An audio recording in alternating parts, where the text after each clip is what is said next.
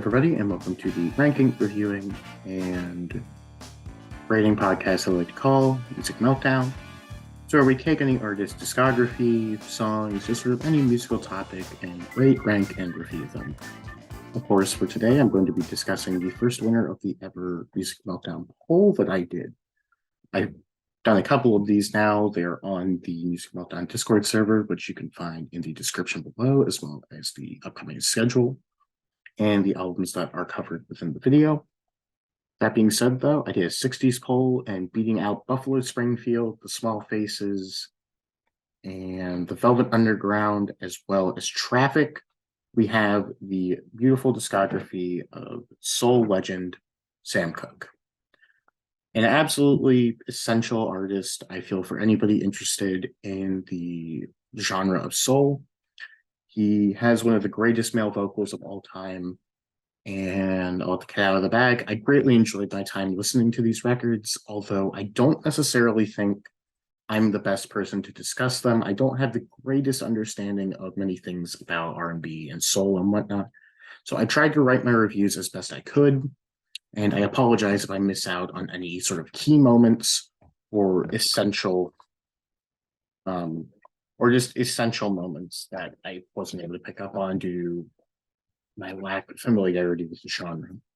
That being said, however, let's just get right into it with my least favorite Sam Cooke record being his debut record, his self-titled. And this is a really fun listen to me. It's a really beautiful soul record. Sam's voice is just really gorgeous on all the chords, and he showcases himself being one of the greats even on his debut. And the song choices that he chooses to cover are really good. And his song, You Send Me, is absolutely amazing. Most of the first half is very strong as well. The Lonesome Road, Tammy, and Canadian Sunset being my standouts. My primary issue comes down to consistency, but this is just sort of a factor of how many of 50s records are made. You throw the singles on, then you throw in a bunch of miscellaneous cuts. And it's a damn solid record with some really great songs, but for the most part, it's just a good record, and I'm going to give it a 3.5-star rating. And next up, I'm going to be discussing the record Tribute to the Lady. I believe this was his third record. And this was a secondary helping of the jazz pop that he was experimenting with on Encore. And I don't think it's quite as great as that record. Sam's voice is still absolutely sensational, and the song selection is really great as well. The horns are beautiful, and I really adore the drums on this record. But similar to Encore, just with a weaker batch of songs, in my opinion. Despite that, this record has some absolute bangers, including I Got a Right to Sing, The Blues, Good Morning Heartache, Ain't Nobody's Business, Lover Girl, and my favorite Sam song up to this point in the discography, let's call The Whole Thing Off. It's a very solid offering of classic jazz and soul from Sam Cooke. I just happen to prefer his previous record. This is a 4 stars. Next up, I have his record, Hits of the 50s. And it's really tricky for me to talk about his records. Like I said before, they all have a very similar and a very strong sound to them. And I feel like this, once again, is a very strong set of tracks, with my favorite one being Cry. They're all very good, and I think that this is his best sounding record to this point. Very warm, very full, and Sam's best vocal work, and it's just a very inviting listen.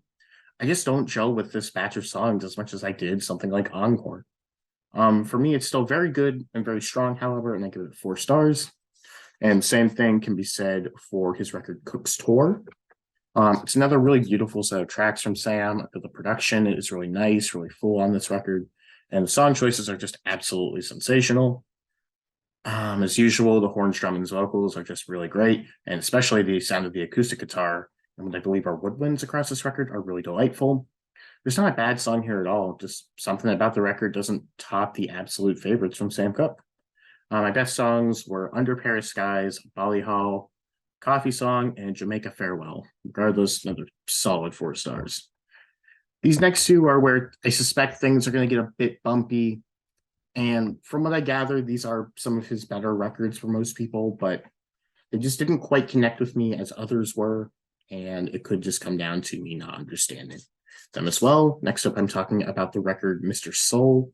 This was the only Sam Cooke record I knew going into this, and it was my expected winner because I really loved it, and my opinion generally stayed the same. It's a very strong 4-star record. His vocals are brilliant, and the arrangements behind him are growing from record to record. I just feel less connected to this set of songs as I do on some of his previous ones. Sonically, it's still incredible. Cuts like Willow Wheat for Me, Smoke Rings, and For Sentimental Reasons really showcases growth as a performer. And the only song that I didn't love was Send Me Some Lovin'. And I don't have anything poor to say about the record. It's a high 4 stars. I just don't love it as much as some of his other ones. And this is probably the more contentious one that I have a little bit lower, being the record Night Beat. Often I see this one at number 1 or number 2. And I still do think that it's very good. Like I said, it's a strong 4 stars. It's an incredibly strong release from Sam, but I can't help but feel less strongly about it compared to other records. The songs are brilliantly performed, and arguably you could say that Sam is at his peak as an artist, but I just don't think that it measures to my absolute favorites of his. Despite that, there is just so many superb songs, especially within the first half. I highly recommend it, and I do think that this is probably one of the first ones you should check out. I just happen to prefer other records personally, but it's still very good, and I highly recommend it. Next up, I'm talking about his second record, Encore, and it really blew me away. Not that the debut was bad, I just found this record to be really wonderful across the board. The best way for me to describe it would be vintage. It's a really beautiful sounding record for the time. The horns especially are just incredible. I felt a bit more of a jazz influence, which plays with Sam's vocal work really wonderfully. And once again, the song selection, it's just amazing for me. And when this record hits at a very fast pace, they're short, they're quick songs, they get in, they get out. And it's just great track after great track. And I love the hell out of listening to it. This is my first 4.5 stars, and I do top at 4.5, but it's a very rare circumstance in which I have this many 4.5 stars for an artist. It's a great record. Next one I'm going to be talking about is the second self-titled, or Swing Left. For me, this was Sam's crowning moment up to this point. A wonderful set of songs with some absolutely sensational performances. The horns and added instrumentation across this record are brilliant. And notably, it's the production for me. Everything just sounds perfect. The horns always come in at the perfect moment. And the drums add another dimension just to every song. Really nothing wrong to say about the record. It's really fine-tuned batch of material with its best-sounding songs to date. My favorites were Swing Low, I'm Just a Country Boy, If I Had You, Long, Long Ago, and Going Home. 4.5 stars for me. Next up, I'm talking about My Kind of Blues. I hate to be a dead horse because all my reviews are fairly similar, but Sam just continued to grow more and more as his music developed. He's able to fine-tune everything. His vocals are able to be even further developed. And obviously from the title, there's a slight blues influence on this record, which I think blends into his jazz really well. Excuse me. Everything still just sounds absolutely incredible to me. And the songs that he's performing are just absolutely amazing. My favorites are Don't Get Around Much More, Out in the Cold Again, Exactly Like You, and Trouble in Mind. It's another great record for me, 4.5 stars. And number 2, I have Twistin' the Night Away. Just like I keep saying, it's a great batch of material from Sam. The production is just as pristine as on My Kind of Blues. The record is filled with short but sweet little numbers, and they're just really great across the board. Sam's vocals are beautiful. And there's nothing wrong I can say about the record as a whole. The songs are pretty equally great, and I'd love to listen to this more and more. 4.5 stars. And number 1, pretty obvious for me. It would be hard for me to put anything else at number 1. Maybe one of the posthumous releases, which I didn't include. Maybe they have songs equal to this level, but for me, by far, his best record is Ain't That Good News. It's an incredibly hard record to deny, clearly his magnum opus. It's really a shame knowing what happened to him, seeing as he was very clearly at the top of his career, in my opinion. But to me, this is his most stylely diverse record. Well, obviously, he still has the soul, the jazz, and the blues elements, but there's almost some borderline country and folk-esque arrangements on this record that push it ahead. His voice is absolutely excellent, and the arrangements, as I was mentioning earlier, are just utterly stunning. And while I could point out the individual songs to you, I feel like this is a record that better works as a full experience, so you can just sort of fall into it and just let it surround you and just get caught up within the record itself. An obvious 4.5 star record, and for me, his greatest record. And with that being said, Sam Cooke was a really, really great discography for me to do. I feel like R&B, soul, and whatnot, that this is a genre that I've been wanting to get into for a long time now. Pretty much everything I hear from it, I am all over. And I feel like he really was one of the first artists to really emerge and just showcase the sheer brilliance that could happen through this subsection of music. It's really delightful. I think that all of his records are worth a listen.